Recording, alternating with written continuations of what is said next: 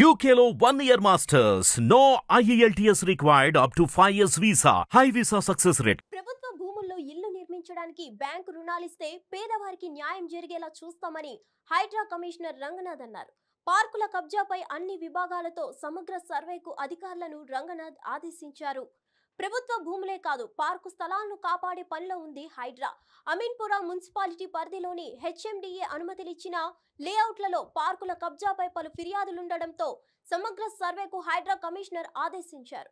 ఈ క్రమంలోనే అమీన్పుర మున్సిపాలిటీ పరిధిలోని సర్వే నంబర్ 152, 153లో హుడా అనుమతి పొందిన వెంకటరమణ కాలనీలో పార్కుల స్థలాల కబ్జాపై వచ్చిన ఫిర్యాదులను హైడ్రా పరిశీలించి సర్వే నిర్వహించింది.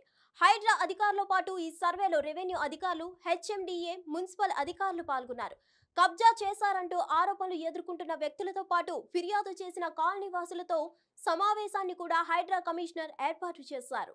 హెచ్ఎండిఏ అనుమతి పొందిన లేఅవుట్లో పార్కు స్థలాలతో పాటు తమ ఇంటి స్థలాలు కబ్జాకు గురయ్యాయని సంబంధిత శాఖల అధికారులకు ఎన్ని ఫిర్యాదులు చేసినా కనీసం స్పందించలేదని ఇప్పుడు హైడ్రా రంగంలోకి దిగి సర్వే చేయడాన్ని ఆయా లేఅవుట్లలోని ఫ్లాట్ ఓనర్లు సంతృప్తి వ్యక్తం చేశారు. అనంతరం బాధితులతో హైడ్రా కమిషనర్ సమావేశమైంది. ప్రభుత్వ స్థలాల్లో అక్రమాలను తొలగించి క్రమంలో ఇటీవల అమీన్పుర ప్రాంతంలో కూల్చివేతలు చేపట్టిన విషయం విదితమే. ఈ నేపథ్యంలో బాధితులతో పాటు ఫ్లాట్లు చేసి అమ్మేసిన రియల్ ఎస్టేట్ వ్యాపారులను కూడా హైడ్రా కార్యాలయానికి పిలిపించి రంగనాథ్ బాధితులతో మాట్లాడారు.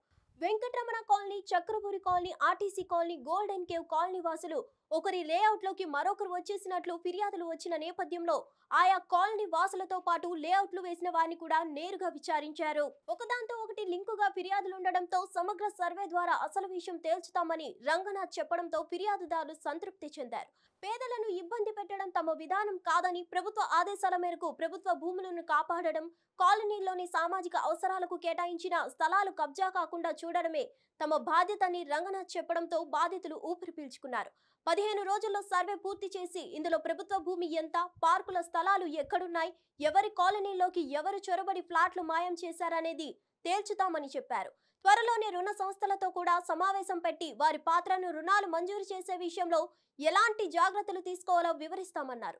ప్రభుత్వ భూముల్లో ఇల్లు నిర్మించడానికి రుణాలు ఇస్తే పేదవారికి న్యాయం జరిగేలా చూస్తామన్నారు.